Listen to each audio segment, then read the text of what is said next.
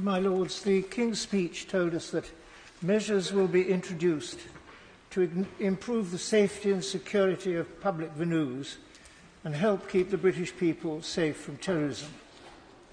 My Lords, when we use the word terrorism nowadays, we usually mean Islamist terrorism.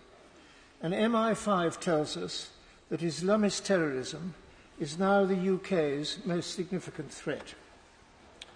And yet, my Lords, if we so much as try just to talk about Islam or Islamism, we are immediately accused of Islamophobia. A phobia is an irrational fear of something. But it isn't irrational to fear the modern world's most violent religious ideology.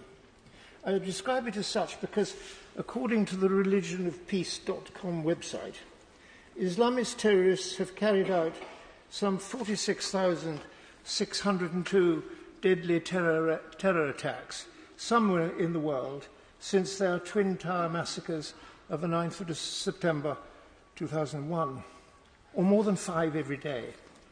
Just in the week from July the 6th to 12th this year, there have been 35 attacks in 12 countries, killing 70 people and injuring 32. There are two broad divisions within Islam, as I'm sure your lordships know, between Sunni and Shia Muslims, with many subsects which don't often agree with each other. And the vast majority of these attacks have been on other Muslims. My Lords, I understand there is a popular conception that the word Islam means peace, whereas in fact it means submission to the will of Allah or the Muslim God. Devout Muslims should obey the Quran and emulate the life of Muhammad.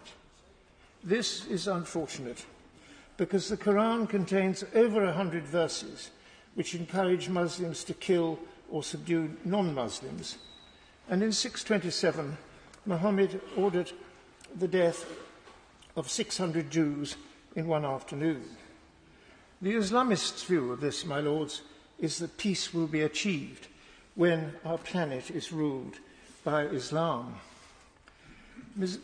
My Lords, Islam's Sharia law is already running de facto in the United Kingdom via some 80 Muslim arbitration tribunals. These discriminate harshly against Muslim wives, whose husbands have only to say, "I divorce you," 3 times, to leave them divorced and often destitute.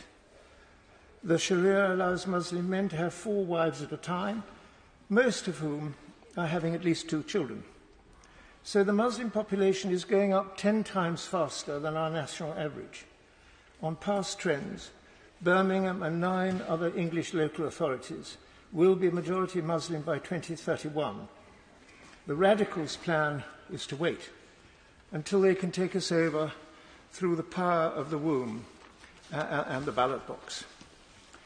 Of course, my Lords, I pay tribute to the vast majority of Muslims in this country who eschew these tenets and live decent and helpful lives in our democracy. But we are left with the problem of what to do about the rest of them. May I suggest first that we should start monitoring our mosques and madrasas and imprison or deport our extremist imams. Second, we should encourage the licensing of imams before they can preach, as do other religions, including, I think, the Church of England. Third, the government should enact Baroness Cox's bill to give our Muslim wives the protection of our civil law. The bill has had 2 supportive second readings in your Lordship's House, but the government fears being called Islamophobic by our Muslim men, so won't support it. Fourth, we should ban the burqa in public, as 16 other countries have done, some of which are Muslim majority. My Lords, Islam is a vast subject, and I cannot possibly do it justice in the 5 minutes which is our allotted speaking time. But I have written a 2-page bullet point memo entitled "Why Can't We Talk About Islam?", which has found favour in unexpected quarters, and I will put a copy of that in your Lordship's library.